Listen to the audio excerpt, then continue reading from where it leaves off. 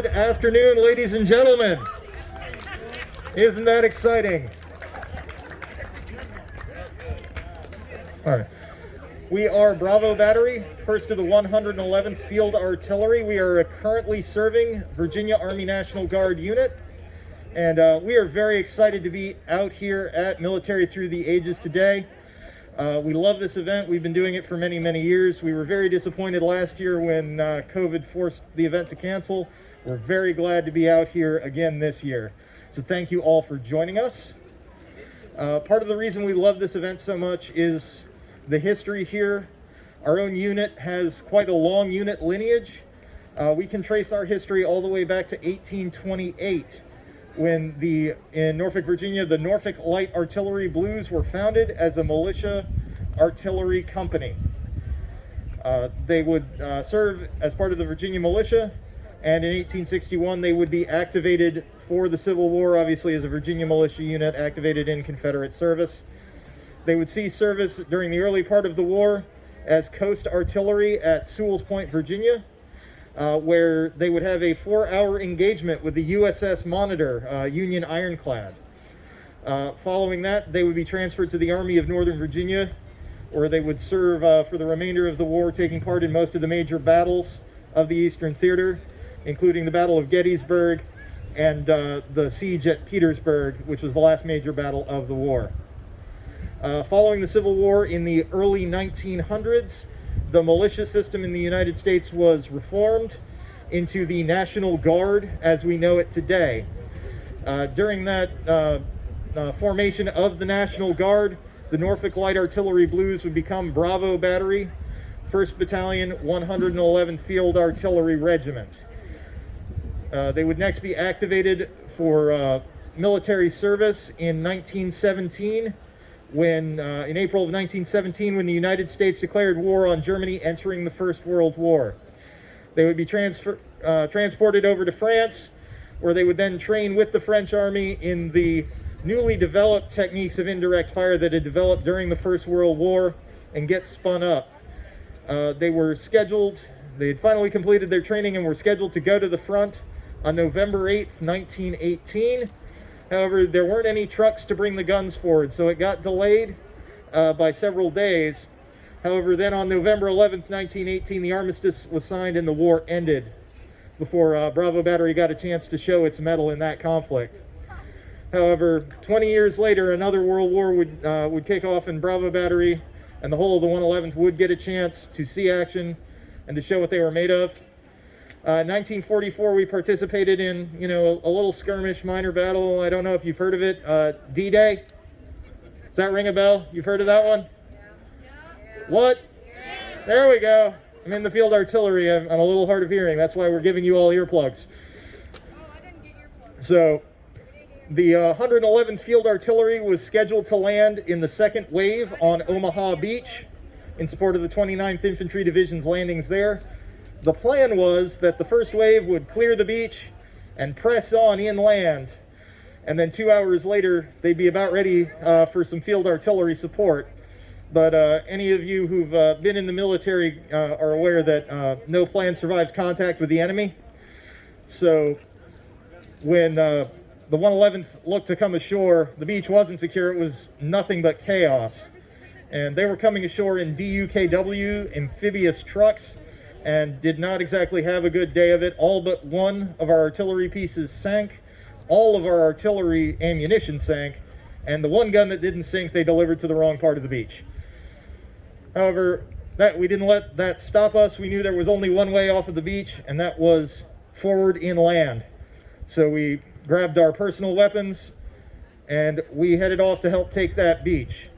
Lieutenant Colonel Mullins, who was the commander of the 111th at the time, would be killed at the head of the regiment, leading us off the beach, and would be awarded the Distinguished Service Cross for his gallantry leading the regiment that day. Fortunately for us, the Army Quartermaster Corps is very good, and within a few days we had some new artillery pieces and some more ammunition, and were able to go into battle properly as a field artillery regiment. We would take part in the liberation of the Cotentin Peninsula in the port of Brest, and then swing westward through France and on into Germany. seeing service pretty much continuously from D-Day on until the end of the war in Europe. Following the Second World War, we would not see service in Korea or Vietnam. Our most recent deployment was in 2008 to Iraq.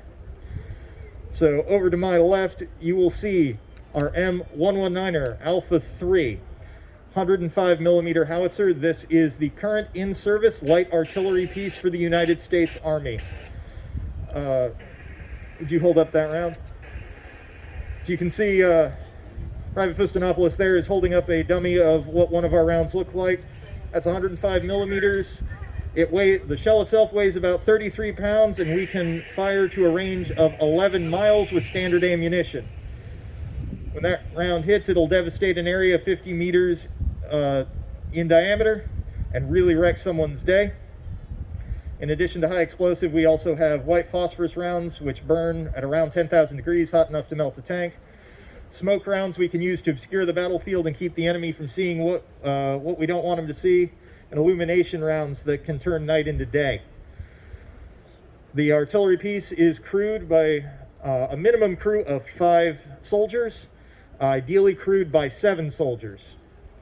Has a maximum rate of fire of 8 rounds a minute for 3 minutes, and then a sustained rate of fire of 3 rounds a minute going forward. Now, that's all well and good, but I know you guys didn't come here to hear me talk. Really? No, I mean, I like my voice, but you want us to make that gun go boom. Only one person's going to applaud for that? Okay. All right, there we go. Now I don't have to go home. We can make that gun go boom for you. We're going to help you out. So what's going to happen is we're going to go through one set of fire commands slowly. I'm going to explain what's going on, and then I'll show it to you at full speed. And I'm going to go ahead and put in my earplugs now. I would encourage you all to do the same.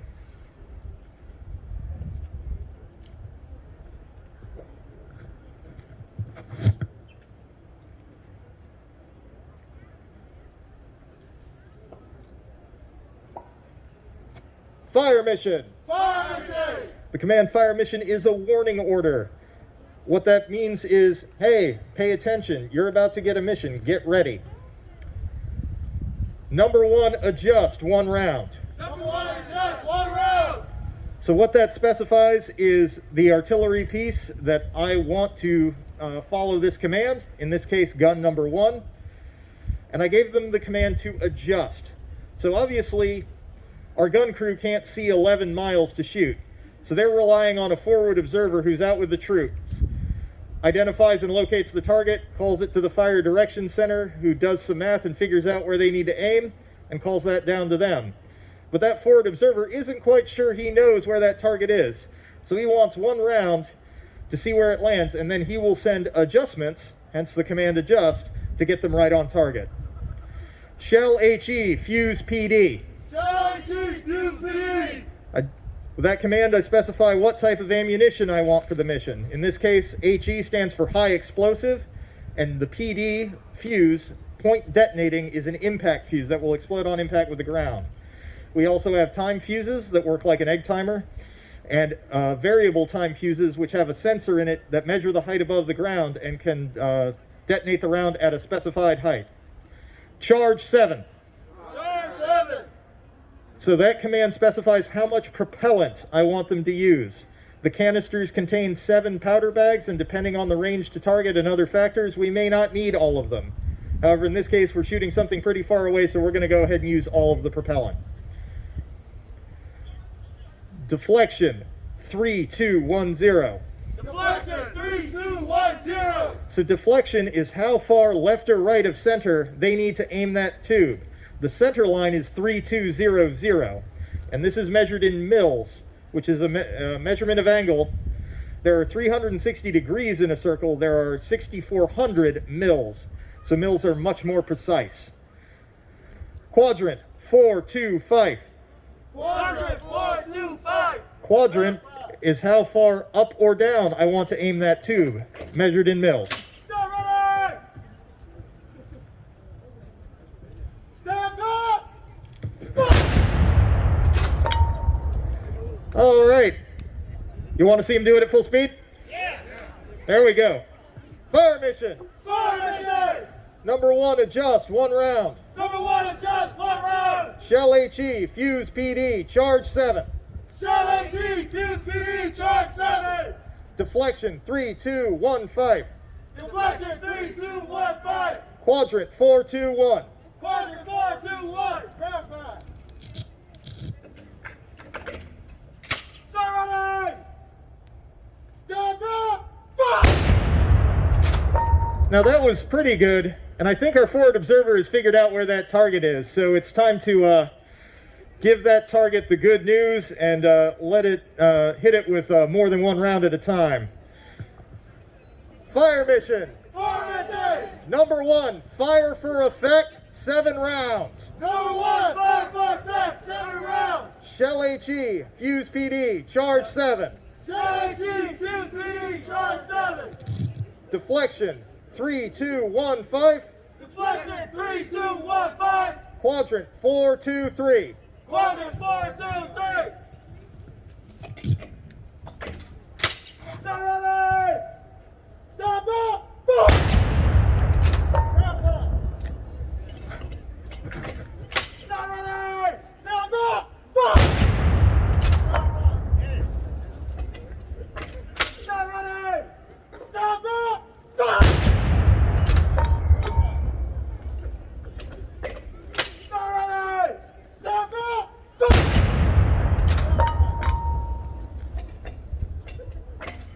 Start running. Stop up. Fire.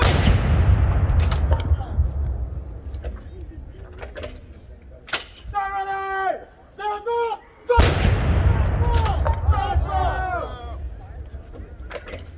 Start running. Stop up.